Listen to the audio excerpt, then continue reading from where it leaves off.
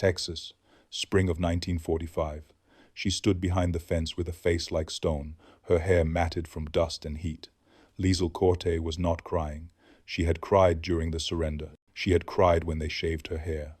But now, in a prison camp thousands of miles from Hamburg, she stared out past the barbed wire, expressionless, half-starved, and silent. Then, without a word, an American guard walked over. He didn't shout, he didn't smirk. He just reached into his bag and handed her a warm piece of bread. Before the war dragged her into uniform, Liesel had been a nurse in training with soft hands and no taste for politics. Her father had survived the trenches of the Great War and never spoke of it. Her mother baked apple cake on Sundays and believed in God, but by the winter of 1944, there were no cakes, no God, and no nurses, only orders. Women were conscripted alongside the broken remnants of the Wehrmacht. Liesel was given a wool coat, a chipped helmet, and sent toward Belgium where the snow swallowed the sky and the retreat never stopped. When the Americans overran their last position, Liesel and a handful of other women were found crouching in a ditch, soaked to the bone, holding rifles they hadn't fired. She didn't fight, she didn't speak. She only raised her hands, shaking.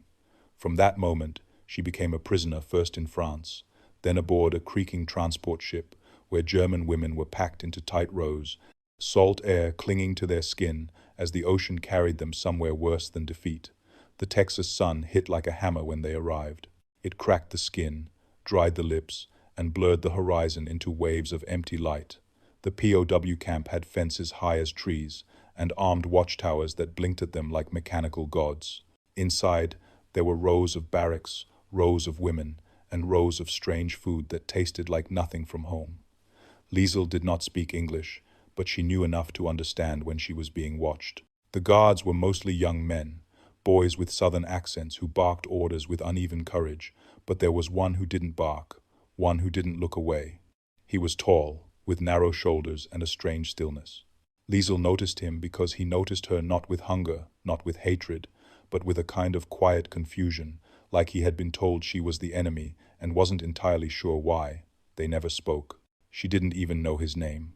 But in that place, where silence was safer than speech, the absence of cruelty was the closest thing to kindness she had left. The train that brought them to Texas had no windows, only narrow slits above their heads that let in light and dust. Liesel had no idea how many days they had been traveling. The hours melted together in the dark, broken only by jolts in the track and the murmurs of other women too tired to whisper anymore. When the doors finally opened, the heat struck like an open flame. It wasn't just hot, it was unnatural, as if they had been dropped onto another planet. Sand stuck to her legs as she climbed down, her boots slipping on gravel. All around them were chain-link fences, coils of barbed wire, and long wooden barracks stretching into the haze. American guards stood like shadows at the perimeter, guns slung loose but eyes sharp. No one shouted, but no one smiled either. Orders were barked, translated, obeyed. One woman fainted. Another vomited. Liesel didn't move. She had already decided. She would survive this by shrinking into silence. The camp was split by gender, but not entirely. Women were kept in a separate compound, but sometimes they crossed paths with the male prisoners during labor or roll call. The first thing she noticed about the food was how loud it smelled. Spices she didn't recognize, strange mixtures of beans, potatoes, and something sweet that turned her stomach. Cornmeal, they said. It was nothing like bread. Her stomach rebelled even as her hands accepted it. Each day blurred into the next roll call, work duty, meals, inspection, silence. There was no war here, just the aftertaste of it. The American guards, most of them barely older than she was, treated the women with a mix of suspicion and amusement. Some made jokes she couldn't understand. Some stared too long. One offered her a cigarette once, and when she said nothing, he laughed and walked away. But the tall one, the one with tired eyes, never laughed. He walked the perimeter slowly, always watching, but never cruel. One morning, while Liesel was sweeping dust off the walkway outside the barrack, she saw him near the fence. Their eyes met for just a second. Then he looked away, almost embarrassed. It was the first time anyone had looked at her without judgment since capture. She wondered if he had a sister. She wondered if he knew she had once been a nurse, not a soldier. At night, she lay on the stiff cot, hands over her stomach, dreaming of soft bread and the sound of rain on a Hamburg window. The war had taken her home, her name, even her language, but it hadn't yet taken the part of her that could feel watched without fear. And that, she told herself, was something. There was a particular silence that settled over the camp at mealtime, not reverent, not grateful, just hollow. The food was handed out in aluminum trays, each portion slapped down with mechanical rhythm. The women stood in line like ghosts, eyes on the ground, faces drained of complaint. Liesel learned quickly that complaining got you nowhere. The portions were enough to survive, never enough to satisfy. Most days it was a watery bean soup, sometimes a lump of mashed root vegetables, always the same soft yellow square that they called cornbread. It crumbled dry in the mouth and left a strange sweetness on the tongue, as if sugar was being used to disguise absence. Liesel ate slowly, chewing each bite until it disappeared like a memory. No one spoke during meals. Even whispers felt dangerous, not because the guards forbade it, but because silence had become their shield. Words made you visible. Visibility could get you punished, or worse, noticed. A few of the women kept tiny stashes hidden in tin cups or sewn into the hems of their uniforms, bits of dried fruit, broken cookies, the crust of a bread roll from weeks before. Liesel had nothing to hide, so she hid herself. She sat at the end of the table, closest to the window, where the dry wind sometimes stirred the heat. Her fingers trembled slightly as she lifted her spoon, not from weakness, not yet from the quiet tension of being watched. And she was being watched. The quiet guard, the one who never spoke, stood not far from the mess hall. He leaned against the outer post, arms crossed, eyes scanning, but sometimes his gaze paused on her, not for long, just long enough to know it wasn't random. At first, she resented it. He was the enemy. His uniform meant power. His boots meant freedom. His gun meant control. But he never smiled, never smirked, never touched the other guards, even when they joked among themselves. He was alone in his own country, and that unsettled her. Once, while leaving the mess, Liesel tripped on a loose board and dropped her tray. The crash was sharp, sudden. Every woman froze. She waited for the bark, the punishment.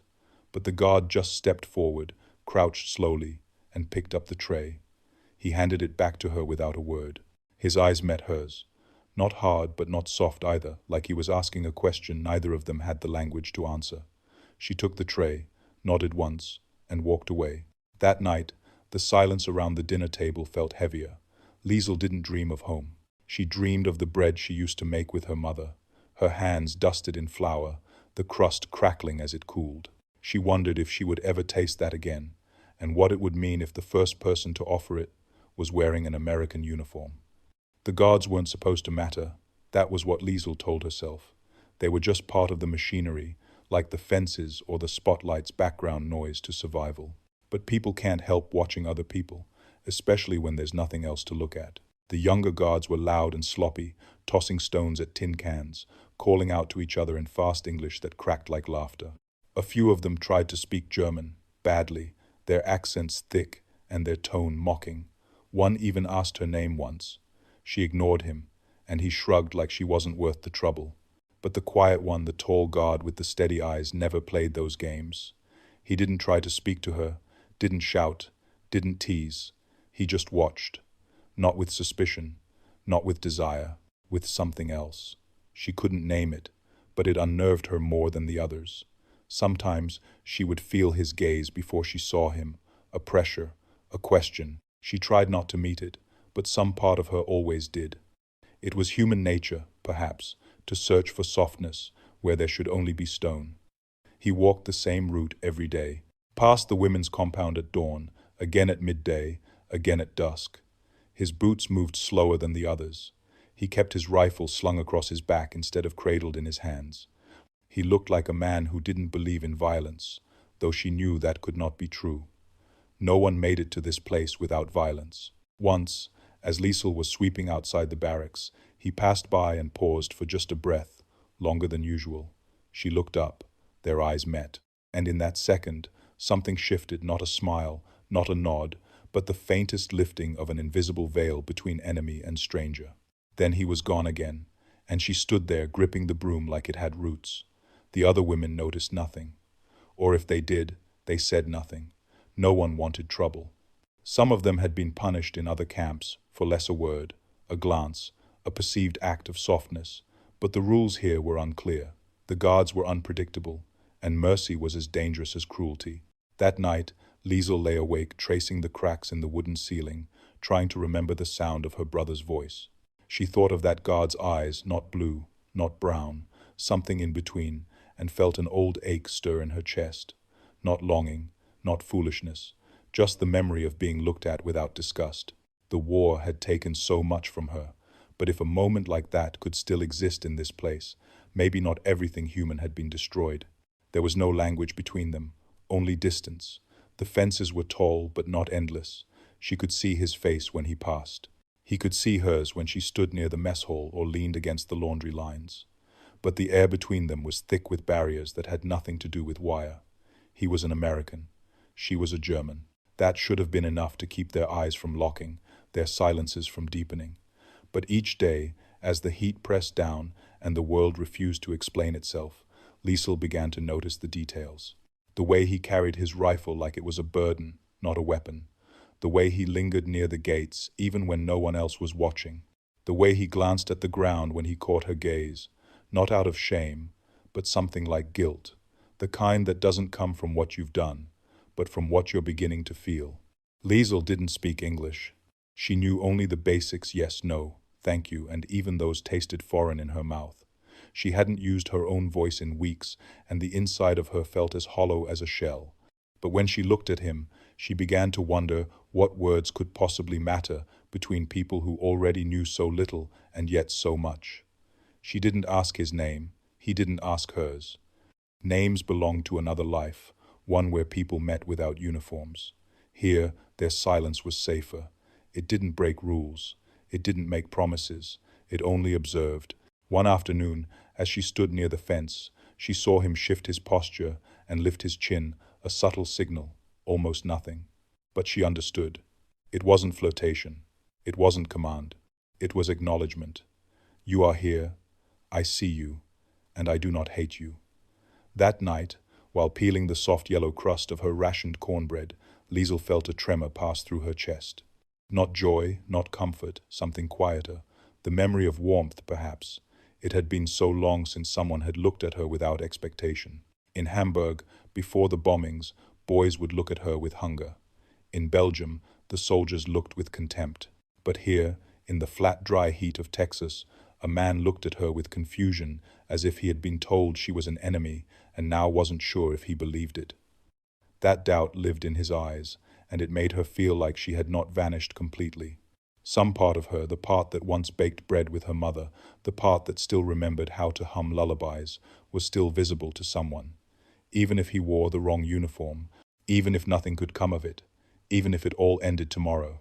The bakery was on the edge of the camp, tucked behind a shed that groaned in the wind and leaked flour from its seams.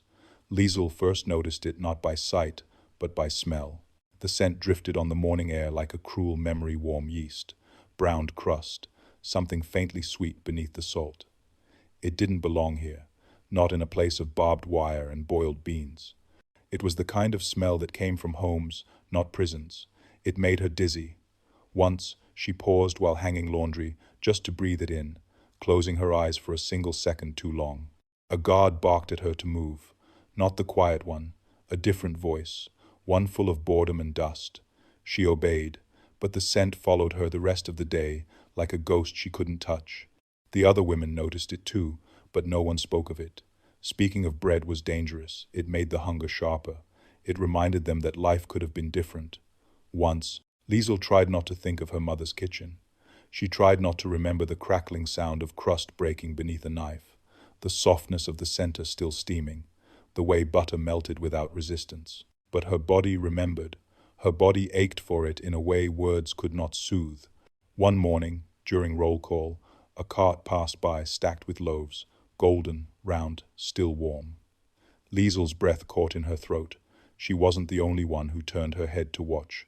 Even the American guards fell quiet for a moment, as if they too remembered something they had once called home. She didn't move, didn't speak, didn't blink, but she felt something shift beside her. It was him, the quiet guard. He stood not 10 paces away, arms folded, watching her watch the bread. Their eyes met. He looked at the cart, then back at her. She expected mockery. Instead, there was something like apology. He held that gaze for only a heartbeat, but it landed like thunder. When the cart turned the corner and vanished behind the barracks, she looked down at her hands. They were trembling. That night, the cornbread served with dinner tasted like ash. She chewed it slowly, forcing it down while the memory of that golden loaf pulsed behind her eyes. She wasn't foolish. She knew better than to expect kindness. But something had been exchanged in that look, something wordless, fragile, real. And she didn't know what it meant. Only that, for the first time since her capture, she felt seen not as a prisoner, not as an enemy, but as a woman who once knew the smell of home. It happened on a day like any other, dry wind scraping across the dirt yard, the sun sitting high and cruel in the sky, and the same endless rhythm of steps and orders and silence. Liesel had just finished her assigned sweeping, and her fingers ached from gripping the splintered handle of the broom. She lingered near the fence, not because she was waiting for anything, but because there was nowhere else to be. That spot, half shadowed by the watchtower and just close enough to the bakery's scent trail, had become a strange kind of refuge. Her back was to the guard line when she heard footsteps, slow, deliberate, not the usual boot-heavy patrol. She turned. It was him, the quiet one. His rifle was slung low, barely touching his side. In his hand was something wrapped in cloth, the edges browned with grease and warmth. He said nothing. He didn't smile. He only stepped forward until they were separated by a single layer of barbed wire and a breath of space. For a moment, he hesitated. Then he crouched, deliberate, careful, and reached through the lowest gap in the wire, extending the bundle without a word. She didn't move. Her first instinct was to back away. Traps come dressed as kindness in war. But his eyes held no command, only stillness. She looked down. The cloth unwrapped slightly in the breeze, revealing a half round of bread, soft, golden, steam still rising faintly from the torn edge. Real bread, the kind her mother used to make. Her chest tightened.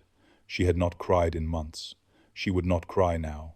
Slowly, as if underwater, she crouched too and reached forward. Their fingers did not touch. She was careful. But when she took the bread from his hand, something passed between them, an invisible thread tied not by language, but hunger, fear, and something that could almost be mistaken for mercy. "Danke," she whispered, barely audible. The word left her lips like breath in winter. His eyes flickered. Maybe he understood, maybe not. Then he stood and walked away. No glance back, no explanation. Just boots on dust, fading into the Sunday. Liesel remained crouched for a long time, the bread pressed to her chest like a secret. She didn't eat it right away. She wrapped it again, slowly, carefully, and tucked it beneath her shirt. The warmth soaked into her ribs. That night, in the corner of her bunk, with the lights dimmed and the other women already sleeping, she took a single bite. The crust cracked, just like she remembered. The inside was soft, dense, and still held the taste of fire and flour. It wasn't just food. It was a thread to something lost. And for the first time in this foreign desert of fences and uniforms, Liesel felt something dangerously close to human. She didn't tell anyone. The bread stayed hidden for 2 days, wrapped tight in the cloth scrap and buried beneath her mattress. Its smell faint but holy. Each night she took only a small bite, savoring it slowly like someone tasting a dream. But dreams don't stay hidden long in places like this. On the 3rd night, another woman saw her chewing. It was dark, but not dark enough. The woman said nothing at first, just looked at her for a little too long. The next morning, the whispers began. Quiet ones, sharp ones. Not all of them were cruel, but none of them were safe. Had she traded something for it? Had she begged? Had she sold her dignity for the soft bite of wheat? Liesel stayed silent. She knew how quickly rumors turned to punishments. A woman in another barrack had been beaten for accepting a cigarette. Another had been transferred to isolation just for speaking too kindly to a young guard. In this place, mercy was suspicion. And yet, she would not regret it. She couldn't. That piece of bread had been more than a kindness. It had been proof that something inside her had not died. Still, she was careful. She avoided the fence. She didn't look at the guard again. When she passed him during roll call or latrine duty, her eyes remained fixed on the ground. But silence could not erase memory. She saw him once, paused at his usual post, his gaze flickering to the spot by the fence where they'd crouched days before. She didn't meet it. She couldn't afford to. That afternoon, one of the women hissed at her in German, "Watch yourself." It wasn't hatred, it was warning. They all knew how fast a favor could become a target. And yet, Liesel found herself walking to the edge of the yard again that evening, slow and aimless, pretending to check the laundry line. He wasn't there. Only dust and sun and distant shouting. She should have been relieved. But the absence felt heavier than any stare. That night, she unwrapped the final piece of bread and stared at it under the moonlight, bleeding through the cracks in the wall. It was hard now, crust stiff, but still precious. She ate it slowly, cradling each bite in silence, knowing that it might be the last. When it was gone, she didn't cry. She lay back, fingers pressed to her lips, and let the taste linger in her mouth like a hymn. If she was punished, she would accept it. If she was shunned, she would endure it. Because for one brief moment, in a place built on silence and suspicion, someone had offered her something without demand. And she had taken it not as a prisoner, not as a woman, not even as a German. Just as a human being who needed bread. By the end of that week, silence became sharper than speech. Liesel could feel it even before she stepped outside, an invisible shift in the air around the barracks. The way the women looked at her but didn't meet her eyes. The way conversations paused when she entered a room and never resumed. They didn't confront her. They didn't accuse her. But they left a space around her as if whatever she had touched might infect them too. She wasn't surprised.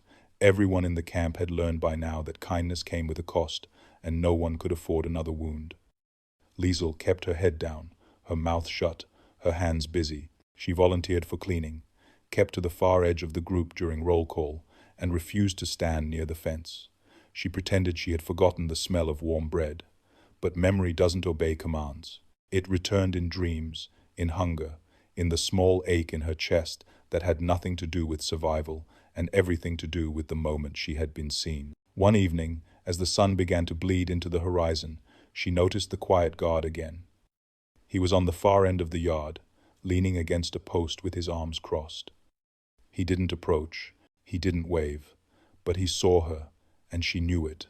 Their eyes met for the briefest second before he looked away. She didn't expect more. In truth, she feared it. Not because of him, but because of what people would do if they saw. That night, when she returned to the barrack, someone had moved her cot. Just an inch, just enough to send a message. She said nothing. She pulled her blanket tighter and pretended not to feel the chill that crept in with the dusk. No one touched her, but the distance grew heavier. Even the women who used to nod in passing now turned away. The bread had been a miracle. But in a place like this, miracles rot fast. Still, she did not regret it. She thought of her mother often now, not the way she looked when Liesel left Hamburg, but the way she used to hum while kneading dough, fingers sunk in flour, eyes closed as if remembering something sacred. Liesel wondered if she would ever hear that sound again, if she would ever make bread for someone else. The thought stung more than hunger. That small act, the God's silent offering, her quiet thank you, had opened something in her that the war had failed to crush. And though it cost her the fragile belonging she'd found among the women, it gave her something she hadn't expected to find on foreign soil, a reason to keep her soul awake. The next day brought nothing. No bread, no glance, just sun and dust, and the long hours of waiting that never led anywhere. Liesel kept her movements small, her face unreadable. But in the quiet moments, those thin gaps between duty and dusk, she found herself drifting back toward the place by the fence. She did not stand there long, only a few seconds, just enough to remember. Then she turned away before anyone could notice. Or so she thought. That afternoon, when she returned to the barracks from water detail, there was something drawn in the dirt near her cot. A face, 2 dots for eyes, a curved line for a smile. It had been traced with a fingertip, just behind the bunk, where others might not see. She stared at it for a long time before brushing it away with her foot. That night, when she rose in the dark to use the latrine, she paused outside the barrack door. There, pressed into the corner near the fence, was something small and unexpected. a wildflower, faded, half-crushed, barely alive but real. Liesel crouched to pick it up. No note, no gesture, just the same quiet question. "Are you still there?" She didn't smile. Smiling was dangerous. But when she returned to her bunk, she pressed the flower between the pages of a thin notebook she used for numbers, dates, rations, meaningless tallies she kept to feel sane. The next morning, she woke early and slipped out before roll call. Near the same post where he usually stood, she knelt quickly and scraped a rough shape into the dirt. It wasn't much, just a stem, a circle at the top, a few petals, her answer. Then she rose, dusted her hands, and walked back as if nothing had happened. That afternoon, he passed the spot, slowed, paused, looked down. And though she did not see his face, she knew he had understood. From that day on, it became a secret language. He would leave a mark, a small stone placed deliberately, a symbol scratched behind the latrine wall. She would respond with shapes, lines, patterns. It was nothing, and it was everything. No words, no names, no plans. Just proof that someone else in this place still remembered how to be gentle. The other women never noticed, or pretended not to. The silence around Liesel had not lifted, but it no longer suffocated. Because now, each time she stepped into the sun, she looked for the signs. And when she found them, a part of her buried deep beneath the dust and shame and silence remembered what it was to be alive. Winter came slowly to Texas, crawling in under the dry winds and sun-bleached skies, hesitant but persistent. The days were still warm, but the nights grew sharp. The wooden floors of the barracks creaked louder in the cold, and the thin wool blankets did little to soften the bite. Liesel curled herself tighter each evening, tucking her hands beneath her arms, her feet tucked under her body like a bird refusing to freeze. She watched some of the women cough into their sleeves, red-rimmed eyes staring up at the ceiling, where frost sometimes clung to the beams by morning. The guards began wearing thicker coats, brown and lined with soft fleece. The quiet one wore his differently half-zipped, as if he hadn't yet accepted the season. His posture had not changed, but his eyes seemed more tired now, slower in their movements. He still walked past the bakery, still passed near the fence, but the signs between them had become rarer, more cautious.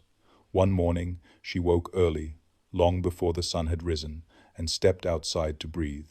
The ground was stiff with frost, the sky still blue-black. As she crossed the yard to collect water, she saw something draped over the wire near her usual corner. A scarf, coarse wool, dark navy, frayed at the ends but clean. No note, no movement, no witness. She froze, her breath catching in her throat. It was a soldier's scarf, clearly American, clearly his. She looked around. No footsteps, no eyes in the tower, only cold and silence. Liesel stepped forward and pulled it from the wire, quickly tucking it beneath her coat before anyone could see. Her fingers burned with sudden warmth, the fabric rough against her skin but real, solid, undeniably given. She didn't wear it immediately. That would be too obvious. But at night, beneath her blanket, she held it close to her face, breathing in the faint scent of smoke and bread and something like cedar. She didn't sleep that night, not from fear, from something quieter, something that made her feel as though her chest had opened just a little and didn't know how to close again. The next morning, she placed a small stone near the fence. A quiet offering. He passed it an hour later, paused. Then, for the first time, she saw him smile, not wide, not showy, just enough for the corners of his mouth to soften, for the weight on his face to shift. Then he walked on. She did not wave, she did not follow. But that night, when she curled beneath her blanket and wrapped the scarf around her neck, she felt something settle inside her. Not safety, not hope, just the fragile belief that maybe, just maybe, someone in this world still knew how to give without taking. The morning he didn't appear, she noticed right away. His absence was louder than footsteps. The others didn't react. Why would they? One guard gone was nothing to them. But Liesel's stomach sank with a weight that had nothing to do with hunger. She told herself not to stare, not to search for him. Still, her eyes flicked toward the gate each time boots crunched in the distance, each time a shadow passed near the bakery. But the figure was never him. The scarf he had given her was now folded carefully beneath her mattress, no longer warm, but still carrying the faintest trace of comfort. By noon, she knew something had changed. She tried not to imagine the worst. Perhaps he had been reassigned. Perhaps his shift had changed. Perhaps someone had seen too much. There were rumors, always rumors, whispers of men being rotated out, moved to different camps, shipped back to Europe. But no one ever told the prisoners anything. The guards remained faceless, interchangeable. Only he had felt real. And now, he was gone. The messages stopped. No more stones, no marks in the dirt, only the dry wind brushing over empty ground. That evening, as the sky turned gold and then gray, she walked slowly past the place where he used to stand. Nothing waited for her. Just the fence, just the silence. She crouched for a moment anyway, as if her body hadn't yet received the news. Her fingers hovered over the dirt, but she didn't draw anything. There was nothing to say. Back in the barrack, the women were louder than usual. Someone had stolen a spoon. Someone else had argued over water. It all blurred together. Liesel sat on her cot and stared at the wood grain on the floor. She didn't cry, not because she didn't want to, but because she couldn't. The part of her that cried was buried too deep, wrapped in silence, wrapped in wool. That night, the air felt colder than it had all winter. She wrapped her arms around her knees and pulled the scarf over her head like a veil. It smelled of dust now. But beneath the fabric, in the darkness, she whispered something she hadn't said since the day he handed her bread. Danke. Just that. A word she didn't know if he ever truly understood. A word that now felt more like goodbye. She fell asleep, clutching the scarf, and for the first time in weeks, she dreamed of snow, not the bitter kind from the front lines, but the soft kind that fell in her childhood backyard, where her mother baked bread and her brother built crooked snowmen. He was gone, but the silence he left behind was different from the silence that came before. It did not crush, it simply waited. Years later, Liesel would sit at her kitchen table in a quiet German town, the war long gone, the fences rusted into history, and tell her granddaughter a story that never made it into textbooks. The little girl would listen with wide eyes as Liesel described the heat of Texas, the dryness of the wind, the way silence could feel heavier than chains. She never used the word camp. She called it the place with the wire. She never described the food in detail, only that there was a day when everything changed because someone handed her a piece of bread. She didn't know his name. She never saw him again, but she remembered his hands clean, uncertain, calloused from duty, yet holding something soft. And she remembered the look in his eyes, that flicker of humanity that had survived despite the uniform, despite the war. It was a small moment, smaller than a whisper, but it had carried her through. When everything else had been taken, her dignity, her voice, her place in the world, that bread reminded her she was still human, and that someone, somewhere, saw her that way too. She told her granddaughter that people will try to teach you that enemies come with flags and faces, but real enemies are harder to name. Sometimes, kindness comes from the hands you've been taught to fear. And sometimes, what saves you isn't a grand act, but something so small it could be mistaken for nothing. A half loaf of bread, a wool scarf, a smile drawn in the dirt. Liesel kept the scarf all her life, folded in a drawer beneath her old photos and war letters, untouched but never forgotten. When she finally passed, the scarf was found wrapped around a faded notebook filled with numbers and a single wildflower pressed between its pages. No signature, no explanations, just proof that, in a world divided by fences, a single quiet gesture can be louder than any war. If you're still listening, if you're still here, remember this: the smallest act of mercy may be the only thing someone carries with them forever. So do not underestimate what your silence, your softness, your humanity might mean to someone else. It might be their lifeline. It might be their story. If you believe stories like this should never be forgotten, subscribe to the channel. More untold truths from behind the wire are coming.